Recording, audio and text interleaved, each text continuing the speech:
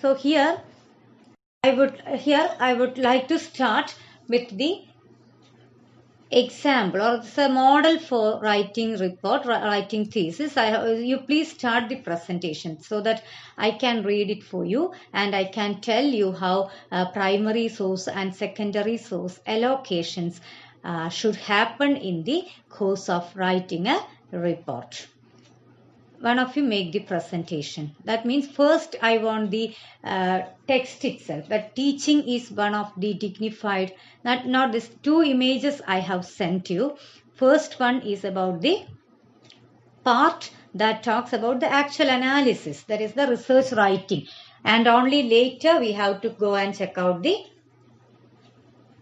reference part. That means in your writing you write it to be works cited, but here it is given in a research article. We normally give it to be references. In any case, both signify the same. That means the secondary sources which we take for our, or which we access for the analysis of our main text or the main research question. To delve deep into the research question, the authenticity, to add authenticity to that. That is the main idea about a secondary source or the secondary sources in general. That means you take some other study materials for the sake of adding authenticity to your new writing or your own research writing. That means someone has already studied this, or some people have already made a thorough study on the topic or something related with the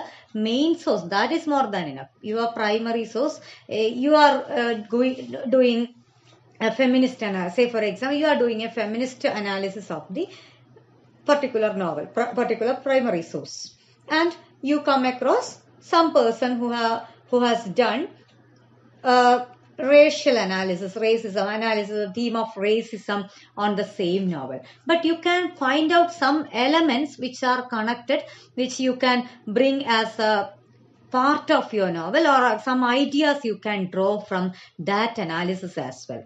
It doesn't matter. It's not a problem that the particular topic is entirely different from the course of your analysis, but something may be there. Sometimes maybe some suffering characters, so that sentence or the idea developed by that person can be brought to the context of your analysis. And let us see with the lifelike example here how different texts, which you see this research paper that I am presenting before you, is actually doesn't have anything. Its main concern is teaching and learning. And you can see, please present that. Please start the presentation, one of you. That image, projecting that image is more than enough. I have just clicked the image of the page. Yes, it's more than 2-3 pages, but we just need an analysis, how it goes, the course of writing, how it does go. That's what I want to. Aisha, yeah, you present that. So you can see the title of the essay, In Search of Better Signifieds, an attempt at paradigm shift in education. So this is the title of the essay, the research article. That means in search of better signified. And I told you about the primary text I took for the analysis. That one was Tautochan. One is Tautochan and the other is To Serve with Love by E.R. Braithwaite. Tautochan is a text by Tetsugo Koreanagi. So these are the two major texts that I took for analysis. And I gave you a short description of Tautochan as a novel. What is happening there? A very, very naughty child who is almost always thrown away from all the schools because of her being so naughty. The teachers are not at all able to control her. She is not at all having any decorum that is preferred in the case of a student, and she is thrown out of different schools. So her mother is almost frustrated that she cannot find a better educational context. She cannot assure a better position, better school for her child. Actually, it's not a problem with the schools, but the child is somewhat different kind. She's very different, and her way, her naughty behavior that the teachers actually cannot control.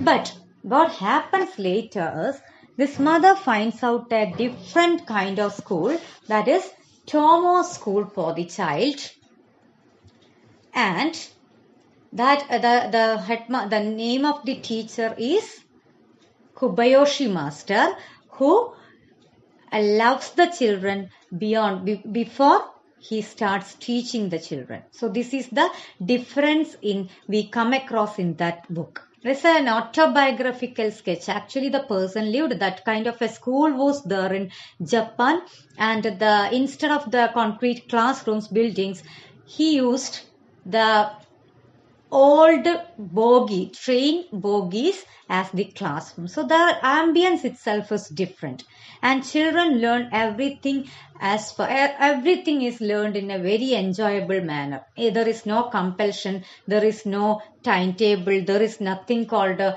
some strictness and decorum. This is not about leaving children for whatever nasty things they want to, but this is about making them one with nature, knowing the nature and learning life from that itself. So this is the way that Tomo school is different from every other school. So why I do tell the story of a novel? Well, because that context you have to understand. An attempt at a paradigm shift in education. When I talk about that, we have a kind of educational system, but here we see, especially as this Tomo school did exist, and this kinds of persons did exist, and this is not a fantasy narration, that is something fantasy oriented narration. It's not at all. It's a very autobiographical, realistic narration, realistic portrayal of the life. And then that is possible. That is the first thing. Then it is possible. In one part of the world, it was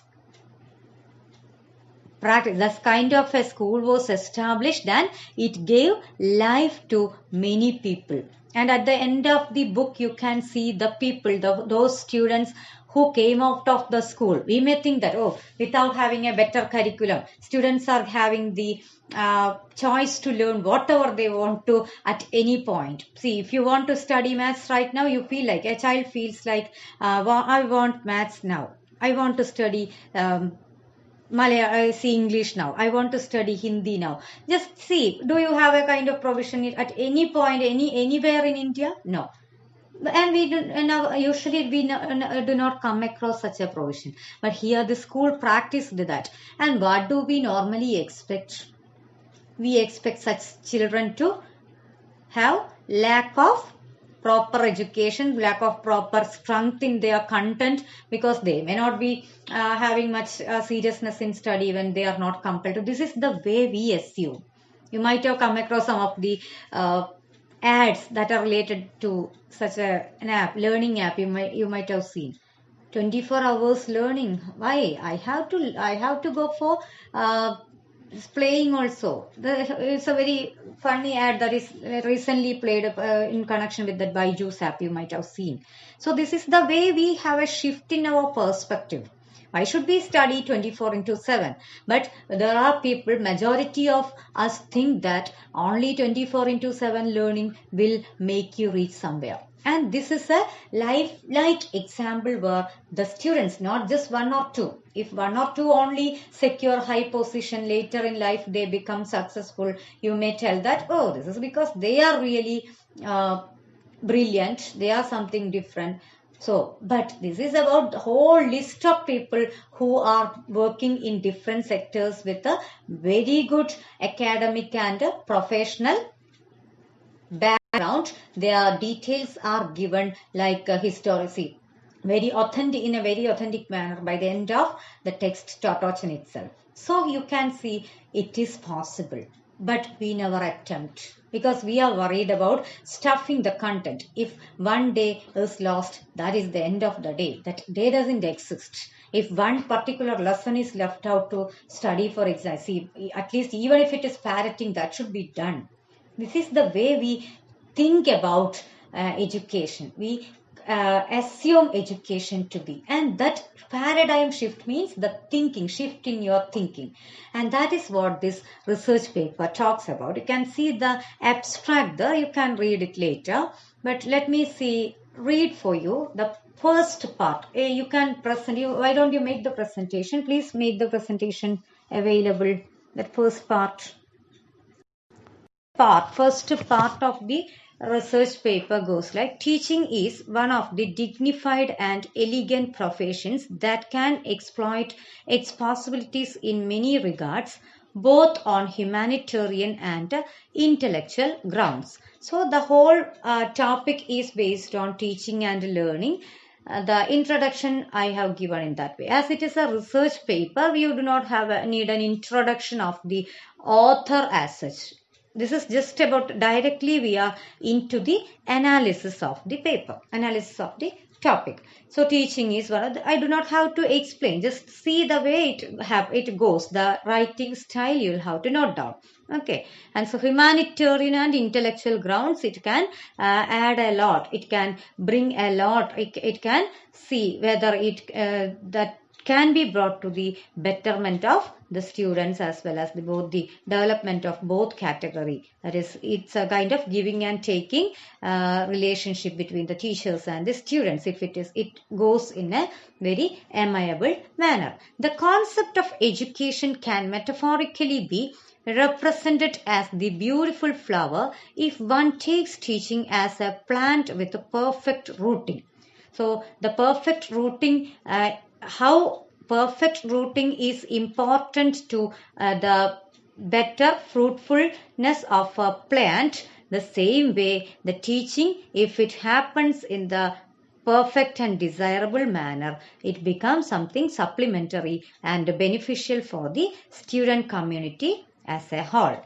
If these two human establishments can achieve their purpose and goals to the fullest, the face of the world would have been far more beautiful than a full rainbow. All these are my sentences. I gave this introduction in a literary manner. That's all.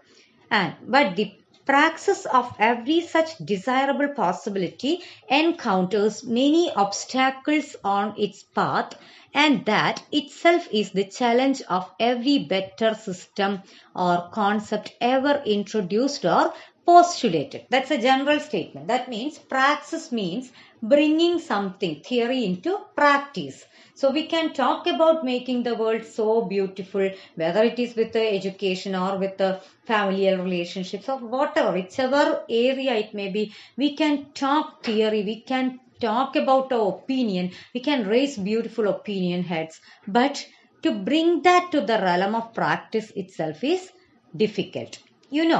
Right. Even we feel like having Totochan kind of a school system. But can a single person bring such a change? No. The whole system should be ready to take that. It's a kind of taking a risk. And that itself is told in the first paragraph. Then see, that doesn't have, that's just an introduction on the part of the writer. I have done that as per my basic idea about this practical differences in bringing these changes. Okay. Then second paragraph also, you see it as a opinion kind of writing. To take these obstacles for granted and to go on with a stoic resignation on what is available and being satisfied will never suit any human growth in the vast sense of the term. So we have a lot of obstacles. Just think about tomorrow onwards, we will be having a Totochan kind of atmosphere. So 5th BA class, I am going to teach like Tetsu Kobayashi master. You will be able to see in between the Google Meet. You may opt for reading a children's text, or you can read Balarama or digest or whatever you want to. So this is the way. Do you think about changing? Is it possible to change the already established and well-going systems in that way? No, 1 or 2 persons cannot bring that drastic change. But this is about thinking whether it is possible and making it a reality as far as, see, at least to a possible minimum extent. That is the idea. And see, so this as obstacles, if we take for granted and think that, oh, the system is already in this way, so there is no change possible. Teachers already, every time they scold us, they tell us to write assignments. They always make our life difficult, make the life difficult with the exams, assignments, test papers, seminars, viva. See, but there can be a difference, at least in the approach, like doing all these things with cursing each other or one another. At least if there is a possibility. And again, Totochan's text. Totochan as a novel talks about very little children. Then you may think that, oh, that is possible with the little kids, that play type of learning, that's fine with the children, little kids. But that is why that argument may come, so that I have opted to serve with love. That is by Braithwaite, where teenage students also, the very problematic radical children, they are also brought to a very beautiful, a qualitative educational level by the better humanitarian treatment on the part of a teacher. Okay, so now, so possible attempts should be made from elementary to the top levels to furnish and embellish the goals and modes of educational values for the betterment of a future generation. Not just in Japan, it is possible. If we try, it is possible at every level. So just to shift that passage, next slide I would like to.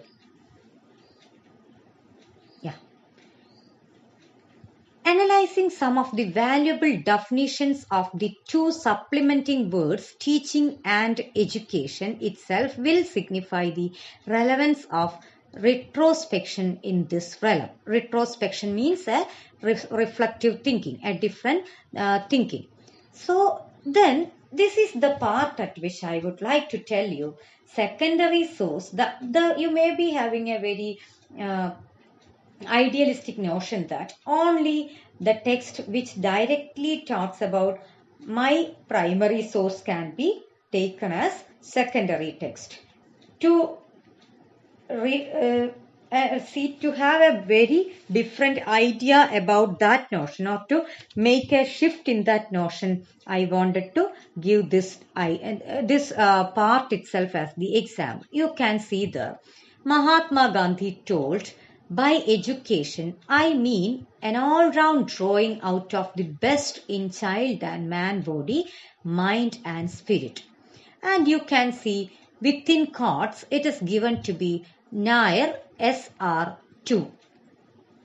That is a text by S.R. Nair, and in page number 2, you can see this quote by Gandhi. Even not the text from it's not even from Gandhi's text, but this Nair S.R. Nair, a person, a writer, in some of his books. That book you can see in the name of that book you can see in the reference part. The next image you can see where this Nair and his text will come.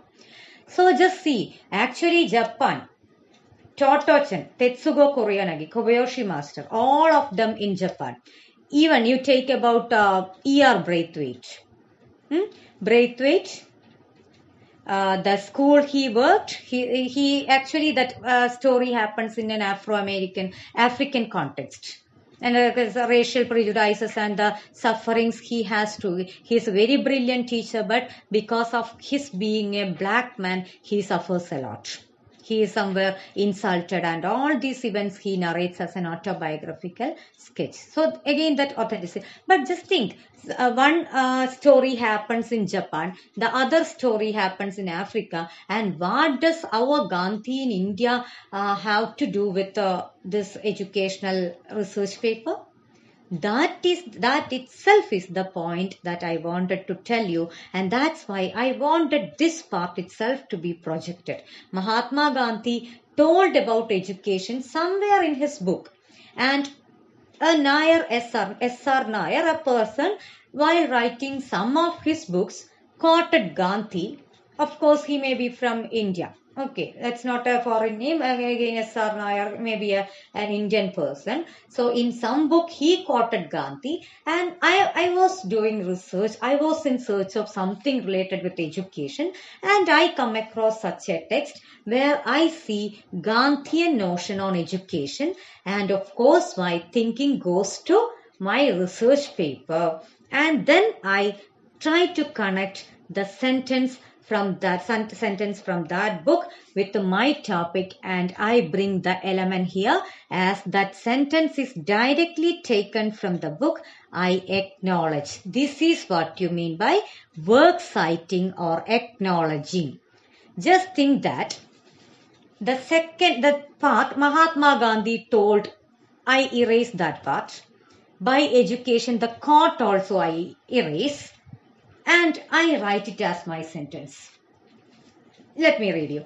Retrospection in this realm after I continue writing like by education, I mean, in that case, I means Aswathi. Aswathi means an all-round drawing out of the best in child and man, body, mind and spirit. But any human being, any person, intellectual being in the area of literature may have, or we have the plagiarism protection software that can identify that this is a quote from Gandhi in some of his writings, in some of the already published texts, so that you are under the threat of plagiarism. But here I have done it decently by quoting the text as well as Gandhi as the person behind the idea is acknowledged, as well as the text from which I have taken that also is acknowledged. There you are clean and neat. You are doing it in a neat manner, which is the primary ethical concern of your writing a research paper. Even if it is just a quote, even if it is a casual quote from the from the new social media, you are supposed to acknowledge. Otherwise, you are under the threat of plagiarism. That is, you are doing plagiarism, and you are liable to meet the legal and academic repercussions of the same. Okay, and then you come like next paragraph, you see another quote you have the J. Krishnamurti in his intellectually and conceptually affluent book Educating the Educator emphasizes that throughout the world education has failed. Then you can see some an ellipsis there. What does it mean? Along with the sentence in Krishnamurti's text, Educating the Educator. How can you understand that Educating the Educator is a text? Because it is given in italics. That means that is the name of a text, book length publication. Okay. Education has failed. Then ellipsis means he has a long sentence there, but as far as my analysis is concerned, I need another part. I need only another part of the sentence, and I after a break begin quoting that again. Okay, and he points out the necessity in, again from the part I continue quoting the same person, same book, same page. That's why that is given in one paragraph. Necessity in double quote, changing the thought onwards. That is again the sentence from this text called the Educating the Educator. So changing the thought, the feeling, and again you can see, and all these we get in one. See, and in square bracket means that and is not there in the text, but I did it. I add that. I as the writer add that. I as the research paper writer add that. And then you continue his own sentence, the attitude of the teacher, changing the thought, the feeling, the attitude of the teacher. So can you draw the connection between J. Krishnamurti in India and the person Tetsugo Koryonagi or Kobayashi master in Japan, as well as the African writer, the person A.R. Braithwaite in Africa? Yes, so that our research is nowhere stuck or limited between or beyond in the guys in some geographical, national, or linguistic or any other boundaries. You can select, you can read from multiple resources, multiple see platforms, even a YouTube video you can make use of. There was a very famous video that was sent by more than 2 or 3 persons in the last year. That was showing the class of rowdies. At least 10 of you might have come across that video, I'm sure. That is, a teacher is getting appointed in a school, and everyone, actually the same kind of situation that here Braithwaite faces. And children, they were throwing all those paper, see, what you say, that origami or materials, they were singing, they were making all the radical noises when she arrives. She is not paid any attention or any respect as a teacher, and she is almost, by the end of that day itself, she is almost on the verge of resigning.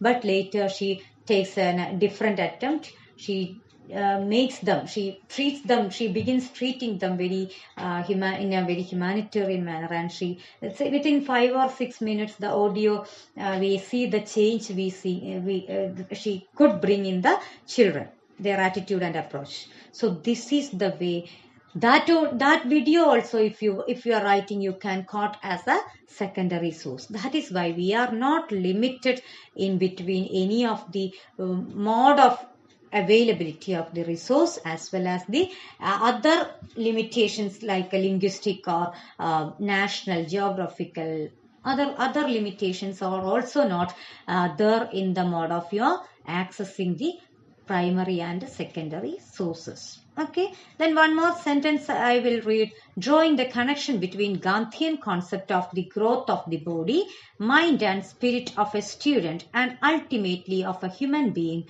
and the thought, feeling and attitude of a teacher itself claims the most relevant attention, as the correspondence and coexistence of these possibilities only can make almost barren ground of education splendid and flourishing.